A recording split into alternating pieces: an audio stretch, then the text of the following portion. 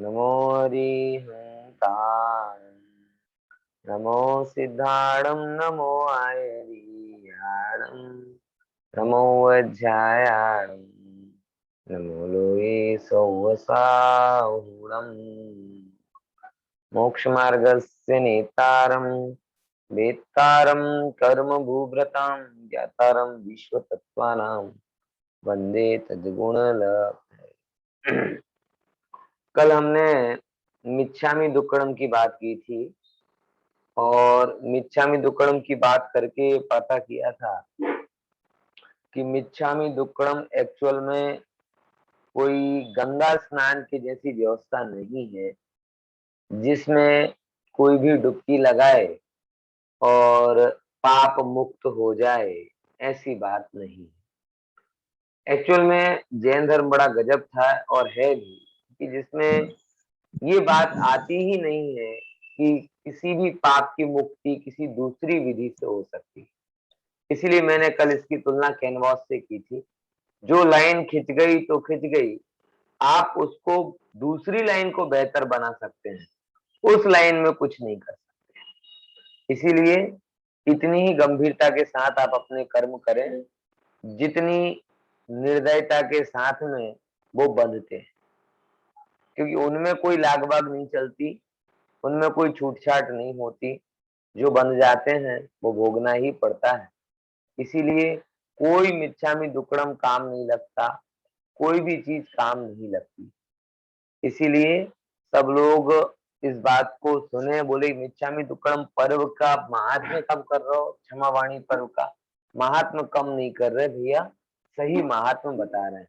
और सही महात्म्य ही ये है कि अपराध बोध होना। कल काफी सारी बातें हमने इस बारे में की थी और उसी के संदर्भ में 4 भावनाएं हैं जो कि हमने आखिरी क्लास जब हमारी चालू हुई थी तब की थी। कौन-कौन सी 4 भावनाएं हैं? जरा मेरे साथ सूत्र को बोलने की कोशिश करेंगे। मैत्री, प्रमोद, कारुण्य, बोलिए। मैत्री प्रमोद कारुण्य। मैत्री प्रमोद कारुण्य। मैत्री, प्रमोद, कारुण्य। मैत्री प्रमोद कारुण्य। माध्यस्थ्यानि मध्यस्थानि सत्वगुणाधिक सत्वगुणाधिक गुणाधिक गुणाधिक अधिक क्लिश्यमाना विनयेषु क्लेश्यमाना विनयसु। फरीथी बोलવાનો ट्राई करजो। मैत्री, प्रमोद, कारुण्य, माध्यस्थ्यानि च मैत्री प्रमोद कारुण्य मध्यस्थानि च सत्वगुणाधिक क्लिश्यमाना विनयेषु।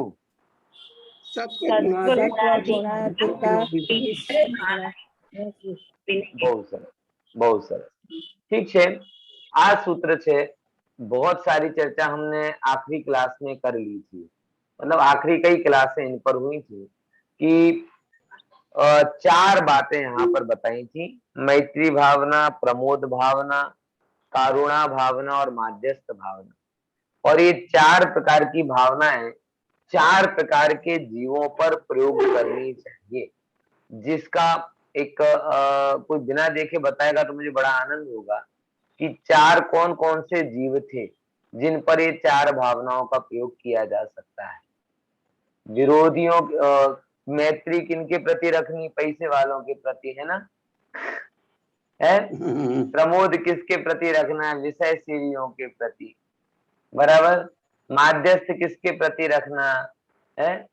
नहीं, करुणा करुणा करुणा किसके प्रति रखनी? बूढ़े बुढ़ियों के प्रति, है ना, बराबर। और अपने बच्चों के प्रति। और माध्यस्थ किसके प्रति? जो सुनता ना हो तो पराणे पराणे माध्यस्थ हो जाना। ऐसे ही है ना हमारी कहानी।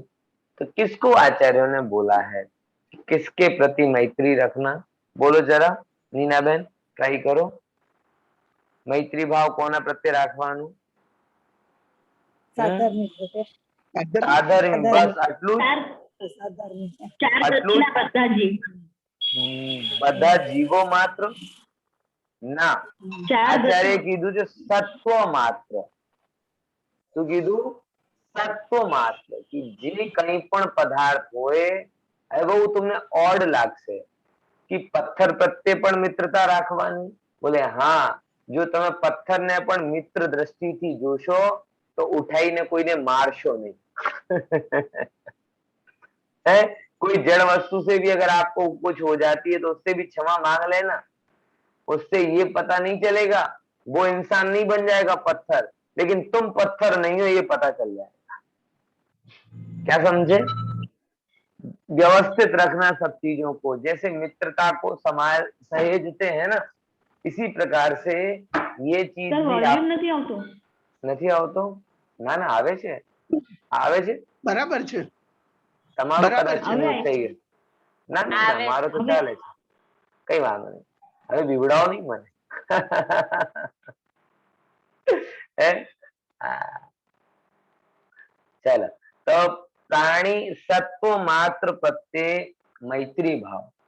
और बड़ी गजब बात ये है जो मैं आपको बता रहा हूं कि अगर आप प्राणी मात्र के या पदार्थ मात्र के प्रति मित्रता का भाव रखोगे तो साधर्मी, प्रज्ञाबेन कह रही थी साधर्मी नहीं, साधर्मी तो बहुत ऊपर ऊपर की बात, साधर्मी से भी हटकर वहां पे लिया जीव मात्र, और जीव मात्र से भी हटकर अगर आगे जाए तो पदार्थ मात्र, यानी सब मित्र है। वो पत्थर भी मित्र है, वो हवा भी मित्र है, वो आग भी मित्र है, हर चीज मित्र है। कहने का मतलब है सम द्वेष किसी के साथ भी नहीं है, और उपयोग मतलब टूल के रूप में उपयोग किसी का भी नहीं। ऐसी साम्य भाव आधारित कौन सी भावना है? मैत्री भाव। बराबर? आप वो बार बार कहें तो आज के जमाने का दोष दिखाई देता है कि धन वालों के प्रति आप देखो कितने कितने मित्र बन जाते हैं। बराबर? ग्रुप में वो माताएं बहन सुंदर हो ना तो उनके कितने मित्र बनने के लिए तैयार होते हैं। मतलब आज की जो मित्रता है कहीं आपको लगती है कि वो कहीं स्वार्थ से हटकर है? विचार करके देख। सगे संबंध मतलब रूपवानों की मित्रता हो रही है, एग्जाम टाइम में पढ़ाकू लड़कों की मित्रता हो रही है, होती ना। अगर क्लास में आप ब्रिलियंट हैं तो आपके पास में फ्रेंड्स की कभी कमी नहीं रहेगी। मेरे साथ ऐसा होता था, कभी कमी नहीं रही। बराबर? सब खूब आजू बाजू मित्र मंडराते ही रहते थे, अरे तू बोल तो यार, तू बोल तो यार। ठीक है, हमें कोई ऐतराज नहीं है, आप थे तो थे। समझ आया? लेकिन जहां पर भी ये आपका पैरामीटर आ गया, मैं इसका मित्र हूं क्योंकि ये पैसे वाला है, मैं इसका मित्र हूं क्योंकि ये सुंदर है, मैं इसका मित्र हूं क्योंकि ये बुद्धिमान है, मैं इसका मित्र हूं क्योंकि ये फलाना है। जब जब आपकी मित्रता के पीछे ये टेम्पलेट लगा हुआ होता है, इसके लिए मैं इसका मित्र बना हूं, तब तक आप स्वार्थ की मित्रता में हो, मैत्री भावना में नहीं। और मैत्री भावना वाला जीव इस प्रकार के टेम्पलेट से अपने को बचा के रखता है। हाँ, उसकी वो बड़ा गजब है, एक तरफ वो सबसे विरक्त है और एक तरफ वो सबका मित्र है। ये नहीं लगता आपको बड़ा गजब है? एक तरफ वो वीतरागी है और एक तरफ वो विराट रागी। समझे क्या शब्द बोल रहा हूं? बड़े गजब शब्द हैं दोनों, कि एक तरफ वो सत्व भावना वाला वीतरागी है, मतलब उसको उपयोग किसी का नहीं करना, अपने लिए किसी का प्रयोग नहीं करना। तो एक तरफ तो वह वीतरागी है और पैरेलल दूसरी तरफ वह विराट रागी है। विराट रागी है मतलब वो सबके प्रति राग भाव रखता है, सत्व मैत्री का भाव रखता है। और ध्यान रखना, जब आपकी जो राग है ना वो स्वार्थ से हटकर विराट की तरफ, क्षुद्रता से हटकर विराट की तरफ आ जाएगा, तब तक आप उसमें मॉडिफिकेशन करना छोड़ दोगे कि भाई दूसरे का लाके मैं यहाँ ले आऊं, उसका करके वहां कर दूं। ये सब होता क्यों है? क्योंकि आप किसी को अपना और किसी को पराया मानते हैं। या तो सबका अपना मान लो या सबको पराया मान लो। मुमुक्षु ज्ञानी जीव दोनों कर रहा है। एक अपेक्षा से सब अपने, सब जीव हैं, सब प्राणी हैं, सब पदार्थ हैं, इस अपेक्षा से सब अपने हो गए, और एक अपेक्षा से कोई नहीं है अपना। दोनों में एक बात कॉमन है, सब अपने हैं कहकर भी उसे किसी से पर्सनल इंटरेस्ट सिद्ध नहीं करना, और कोई मेरा नहीं है ये कहकर भी उसे किसी से अपना पर्सनल इंटरेस्ट सिद्ध नहीं करना है। इसीलिए इफेक्ट में दोनों सेम हो गए। आ गई बात ख्याल में? यही इस विराट रागी या सत्व मात्र के प्रति मैत्री भाव रखने वाली की खूबी होती। बराबर। दूसरे नंबर की बात जिसे हमने चर्चा में लिया था, मैत्री भावना, प्रमोद भावना, गुणवान को देखकर प्रमोद होना चाहिए। अरे प्रभु, ऐसे गुण हमें भी प्राप्त हो। इसी और तीसरे नंबर पे अपन ने चर्चा में लिया था, दुखी जीवों को देखकर करुणा भाव होने चाहिए। बराबर। अपने प्रति करुणा दोष है और अन्य के प्रति करुणा गुण है। फिर से समझ लो इस लाइन को, क्या बोला? आ रही बात समझ में रगना बहन? अपने प्रति करुणा दोष है, अन्य के प्रति करुणा गुण है। अपने प्रति करुणा मतलब, अरे रे अब 10 लक्षण निकले, हम एकासन कैसे करेंगे, हमसे तो बनते ही नहीं, हम उपवास कैसे करेंगे, हम 2 किलोमीटर स्वाध्याय करने कैसे जाएंगे, अपने से नहीं होगा। ऐसे करके अपने फिजिकल धर्माराधना की एक्टिविटी में अपने कषायों को पंपाड़ना, नहीं अपने से नहीं होगा। अपने से ये क्या कहला है? अपने प्रति करुणा। अपने भोजन की चिंता पाप और अन्य के भोजन कराने की चिंता पुण्य है। विचार करो, अपनी सुख सुविधा के लिए सामग्री लाना वो पाप और अन्य दुखी जीव सुख सुविधा से रहे ऐसा भाव पुण्य। ये तो गड़बड़ हो रहा है ना दीपेश भाई, समझ में आ रहा है? ये क्या गणित है? बोले यही गणित है, क्योंकि आचार्य कहते हैं कि अपने लिए करने में तू तेरी इच्छाओं को पुष्ट कर रहा है, और वही काम जब अन्य के लिए करने जाता है तो तू तेरी इच्छाओं को रोक रहा है। इच्छाओं रूपी बीमारी से दूर हो रहा है और एक में इच्छाओं के पोषण रूपी बीमारी में फंस रहा है। इसीलिए हमेशा आचार्य भगवान या ज्ञानी भगवान स्वयं के प्रति तो कठोर रहते और अन्य के प्रति बड़े कोमल होते हैं। स्वयं के प्रति गुरुदेव हो, 2 डिग्री 3 डिग्री ताव भी हो, व्याख्यान का टाइम हो तो भी चले जाते। अब इतने सारे लोग आए हैं, वो सुनेंगे, कैसा लगेगा, क्या होगा। मुझे याद है जब गुरुदेव श्री नैरोबी जा रहे थे, बराबर, नैरोबी जाने, उनकी देह विलय के 6 महीने पहले की बात है। सारे लोग मना कर रहे थे, एक भी व्यक्ति ऐसा नहीं था कि जो हाँ कह रहा। जो भी उनके अंगत खास है, साहेब तुमने ना जवाया, साहेब तुमने ना जवाया, रोग है, कैंसर डिटेक्ट हो चुका था। बराबर। राम जी भाई तो इतने दुखी हो गए थे कि वो मतलब ऐसे गुस्से में ऐसे चले गए, हम बात नहीं करेंगे, ऐसे कह के चले गए थे है समझ आया? पर गुरुदेव ना ना ना भाई, आटला दूर पहली बार આપણો કોઈ મંદિર બને છે, ત્યાં જવું જ પડશે, ત્યાં સારું, मतलब कितनी कोमल साहेब, ત્યાં કેવો આમ लोग के खाने पीने, अरे બધું થઈ જશે, બધું થઈ જશે। मतलब आप विचार रहे हो कि जिसके लिए ब्लड कैंसर डिटेक्ट हो चुका हो, उस व्यक्ति का इतना उत्साह कि सबके मना करने पर भी वो भारत से इतनी दूर जहाज में कहा गए हैं, नैरोबी गए याद करने के लिए है। विचार करके देख, अगर अपने प्रति कठोरता नहीं होगी तो ये कदम नहीं उठा पाओ। और वास्तव में कितना बड़ा उपकार हो गया, वो नैरोबी गए तो वो वीडियो रिकॉर्डिंग हो गई। वीडियो रिकॉर्डिंग हो गई तो क्या लाभ हुआ कि कम से कम हम जैसे लोग जिन्होंने गुरुदेव को देखा नहीं, उनके लिए गुरुदेव के 5-10 लाइव प्रवचन तो मिल गए कि कौन सी मुख मुद्रा को देखकर लोग मुग्ध हो जाते थे। ये पता कैसे चला? ये कैसे पता चला? वो नैरोबी जाने। बात समझ में आई कि नहीं? इसीलिए मैं जो बात को कह रहा हूं थोड़ा समझना। अपने प्रति कठोरता, अपने प्रति जब बोल रहा हूं तो आत्मा की कठोरता नहीं बोल रहा।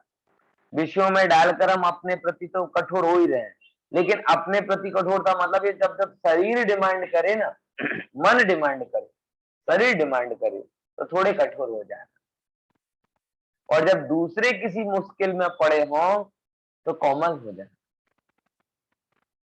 ये ज्ञानी का लक्षण, और बड़ा लॉजिकल भी।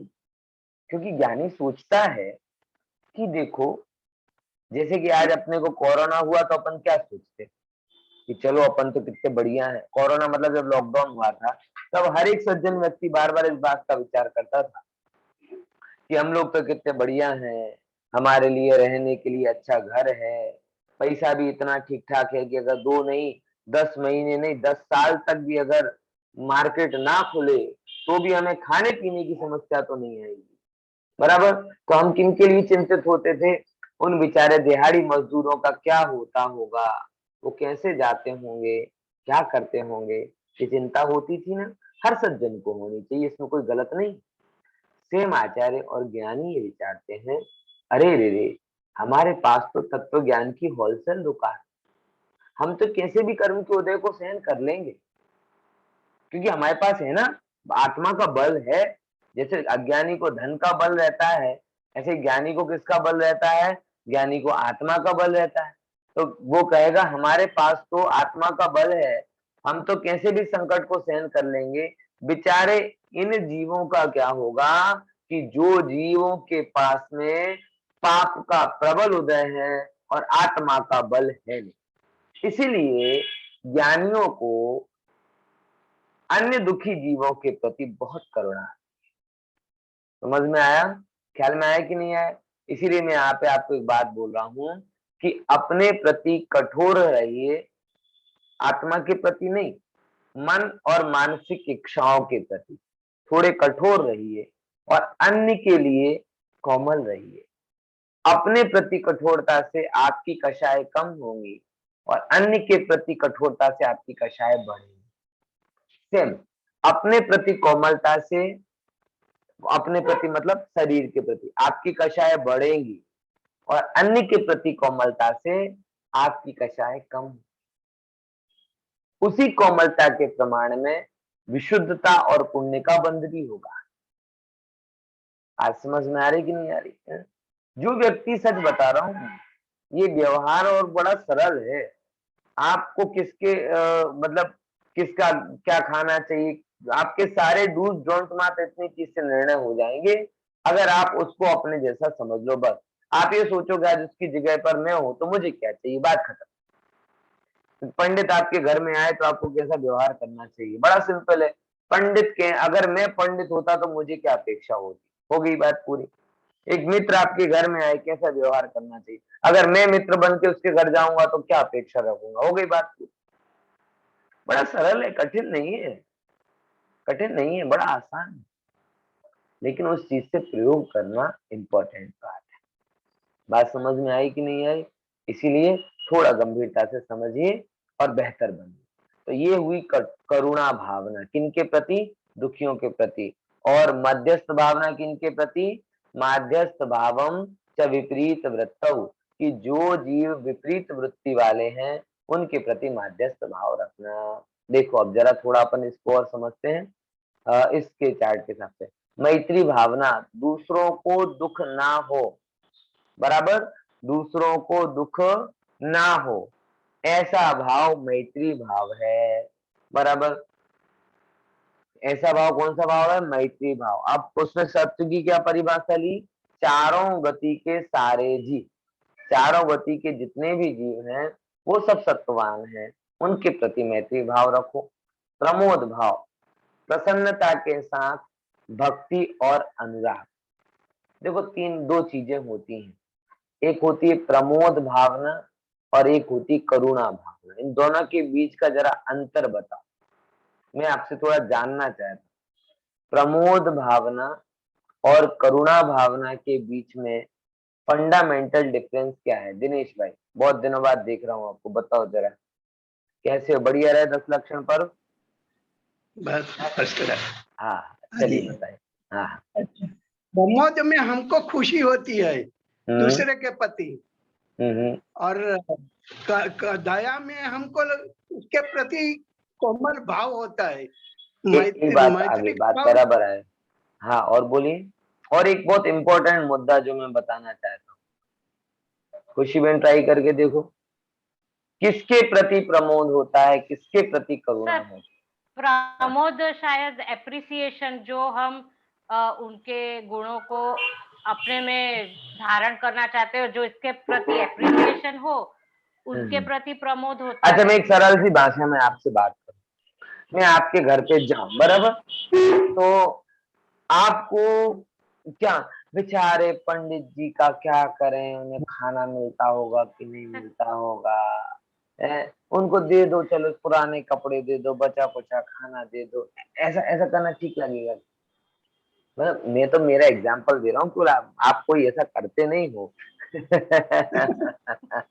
लेकिन जस्ट एक बात बता रहा हूँ कि अगर आप, चूंकि मैं बड़ा हूं ऐसा नहीं है, लेकिन गुणवान अगर कोई व्यक्ति आपको दिख रहा है, तो आपके अंदर में जो अहोभाव होता है, इसके लिए दो शब्द बोले, भक्ति और अनुराग।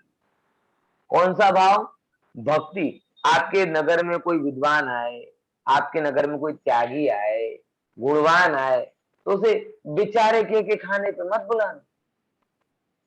आई बात समझ में? क्या कहकर? बेचारा के खाने पे मत बुलाना। वो बेचारा नहीं है, अनुराग पूर्वक बुलाना। बेचारा तो वो अनुकंपा दान हो जाता है। अगर कोई वस्तु भी उसके लिए प्रदान करो तो कौन से भाव से करना? अहो भाव से करना। आप दोनों के बीच में अंतर समझो। गुणी जनों को अगर आप कोई भेंट देते हो, गुणी जनों की कोई सेवा शुश्रूषा करते हो, तो आपके प्रमोद की अभिव्यक्ति है। किसकी अभिव्यक्ति है? अगर कोई व्यक्ति गुणियल है तो वो आपके भोजन का इच्छुक नहीं है, आपकी वस्तुओं का इच्छुक नहीं है। गुणियल है तो लोभी होगा, उसकी बात नहीं कर। लेकिन हम भी समझते ना व्यवहारिक में कि भाई खाली खाली शब्दों से कहना और उसको क्या कहते हैं, कोई वस्तु के रूप, लौकिक व्यवहार में भी ये हो ना, आपकी धर्म पत्नी हो, आपकी पुत्री हो, आप उसको बर्थडे के, बेटा हम कुछ तुमसे प्यार तो बहुत करते हैं हम, बराबर बेटा, लेकिन कुछ बर्थडे पे गिफ्ट नहीं लाए, तो उसे कैसा लगेगा?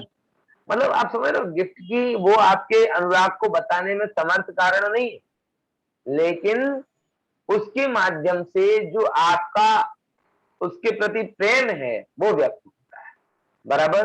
तो जो गुणवानों के प्रति आप कुछ भी करते हो, गुणवानों के प्रति आप कुछ भी करते हो, आतिथ्य करते हो, उनका आवकार सत्कार करते हो, लौकिक व्यवहार में उन्हें कोई भेंट देते हो, बराबर, ये है ही जगत में परंपरा ही है। जब भी गुणवानों के पास हम जाते हैं, कुछ लेकर जाते हैं, एक परंपरा है, भारतीय परंपरा है।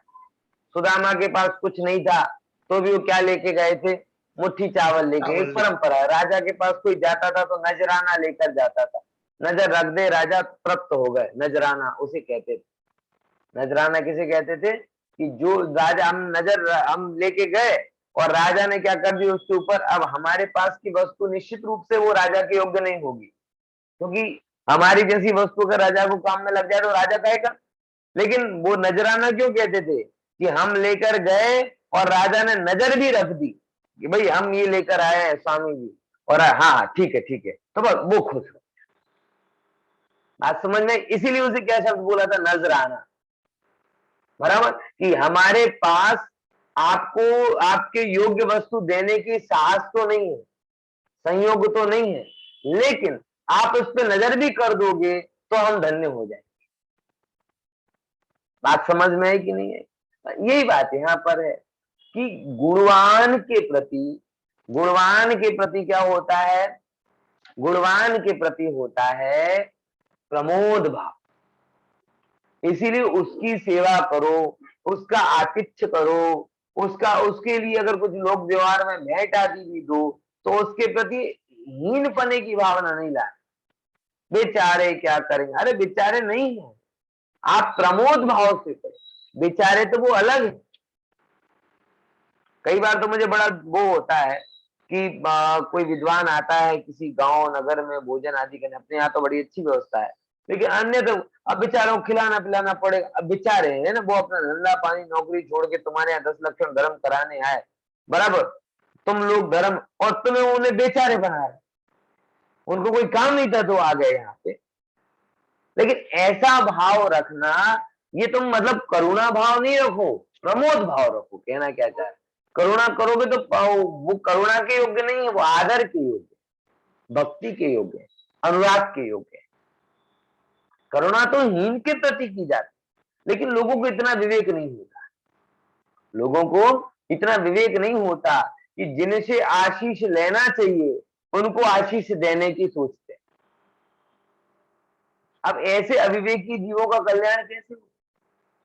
पॉइंट समझ में आया कि नहीं है? इसीलिए दो के अंतर को समझो, एक है प्रमोद भाव और दूसरा है करुणा भाव। गुणाधिक के प्रति क्या शब्द बोला यहाँ पे, जो अधिक गुण वाले हैं उनके साथ प्रसन्नता के साथ भक्ति और अनुराग, कौन से दो शब्द बोले? भक्ति होता है, अहोभाव होता है, प्रेम वात्सल्य उमड़ता है, वात्सल्य उमड़ता है, वो कहलाता है प्रमोद भाव, अनुराग भाव। बराबर। अब ऐसा किन किन के प्रति होता है? बोले गुणी जनों के प्रति, सम्यक दर्शन आदि गुणों में जो अधिक है। देखो जैसे धनवान को देखकर धन का लोभी गदगद हो जाता है, ऐसे ही गुणवान को देखकर गुण का इच्छुक व्यक्ति गदगद हो जाता है और उसको जो मन बन पड़े वो करता है, क्योंकि उसमें ही उसके अंदर की इच्छाओं की तृप्ति होती है और स्वाभाविक है निकटता भी उसको ही प्राप्त होती है। निकटता किसको प्राप्त होगी? बोले जो क्या कहते हैं, इस तरीके से अगर कोई काम करेगा तो उसे निकटता प्राप्त होती है और जिसको निकटता प्राप्त होती है उसका लाभ होता है। ज्ञानियों की निकटता प्राप्त होगी तो अच्छा है ना।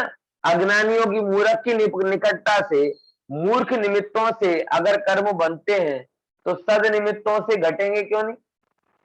विवेक की बात समझ में आए कि नहीं आए? इसीलिए इस चीज को थोड़ा गंभीरता के साथ में विचारते हुए चलिएगा। चलिए आगे बढ़ते हैं, यहाँ पर आते हैं। तो कारुण्य भाव, फिर करुणा हुई, करुणा कारुण्य भाव दया। अब किनको देखकर होते हैं? दीन जीवों को देखकर, दुखी जीवों को देखकर, वृद्ध आदि जीवों को देखकर। और सबसे बड़ी करुणा हमारे ऊपर हमारे गुरुजन आचार्य भगवान करते हैं। वो कौन सी उनकी करुणा किनको देखकर होती है? मोहाविभूत जीवों को देखकर, कि हम जैसे जीव जो कि मोह में डूबे हुए हैं, बराबर ना, ऐसे मोह में डूबे हुए जीवों को देखकर आचार्य भगवान करुणा करते हैं। वो उनकी करुणा, माने आचार्य हमारे प्रति करुणा करें तो ठीक उचित लगता है, लेकिन हम लोग तो इतने चतुर बनते हैं कि हम बेचारे मुनिराज, अरे तुम उनके प्रति करुणा करोगे? बेचारे, उनके बेचारा का मतलब क्या होता है पता है?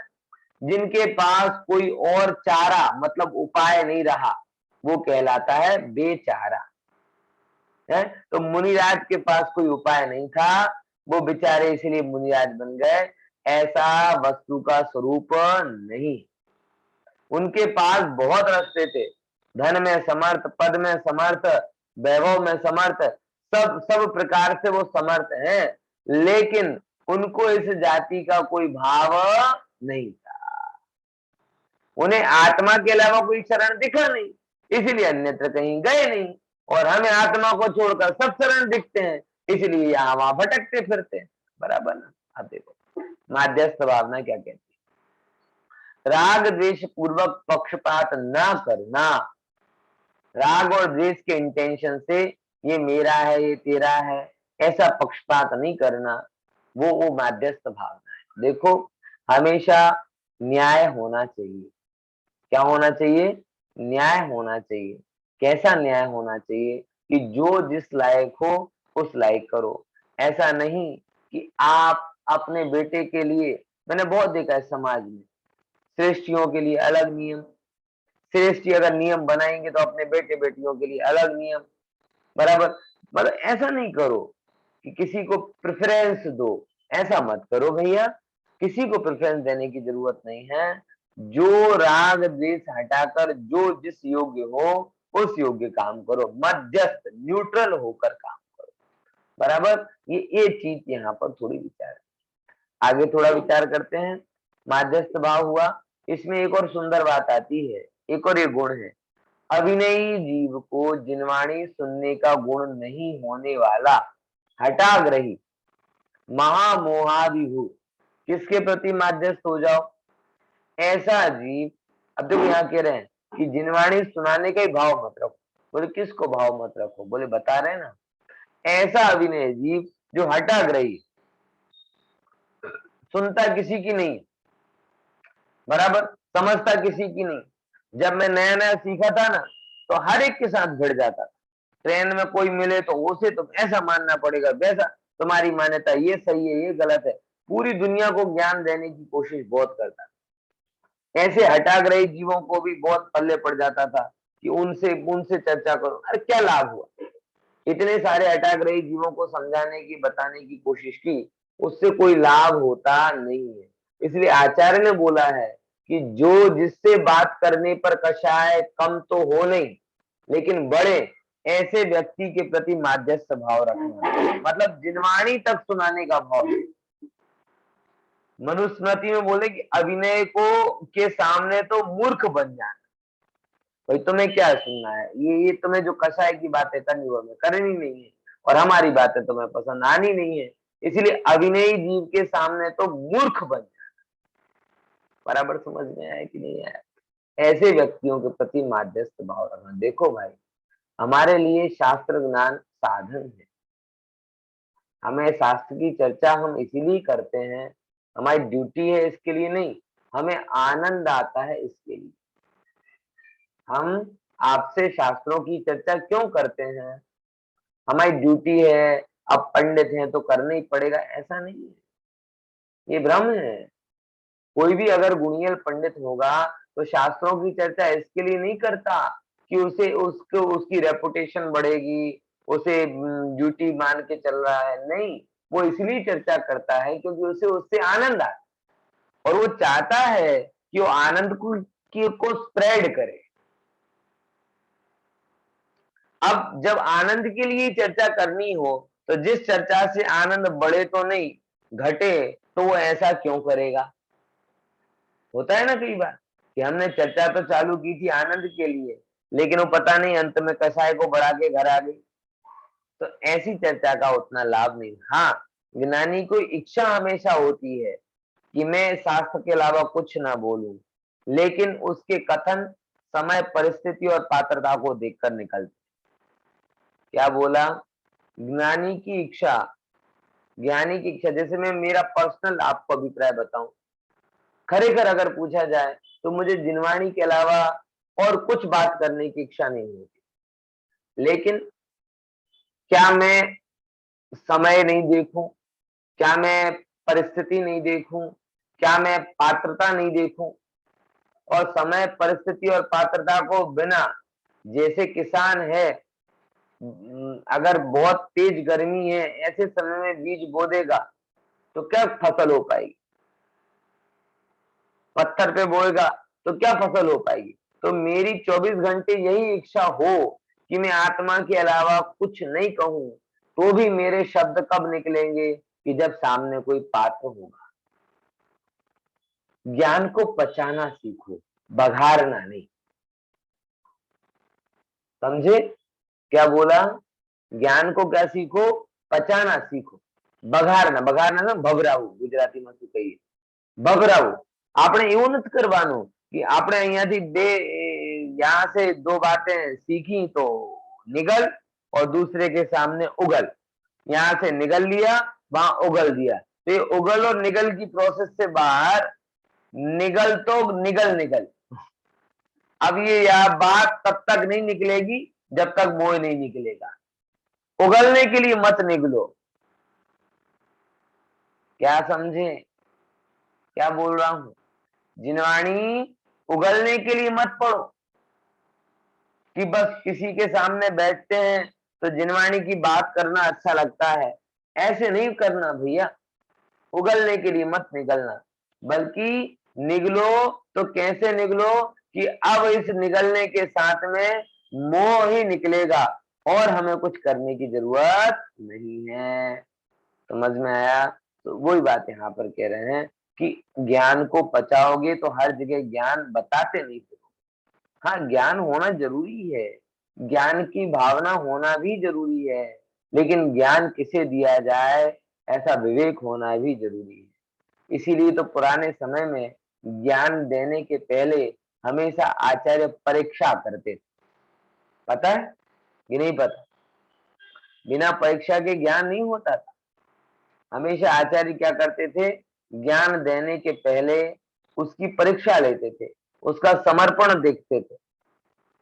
एक बार तो एक जगह ऐसा आता है कि एक क्या कहते हैं, गुरु के पास एक शिष्य गया और कहता है कि गुरु स्वामी हमें तत्व ज्ञान दीजिए। तो गुरु ने कहा तुम मेरे लिए क्या कर सकते हो? बराबर। उसने कहा कुछ भी। तो उसने कहा जाओ तलवार लेकर आओ। बोले ले आया। बोले सर अलग कर दो अपना। क्या कर दो?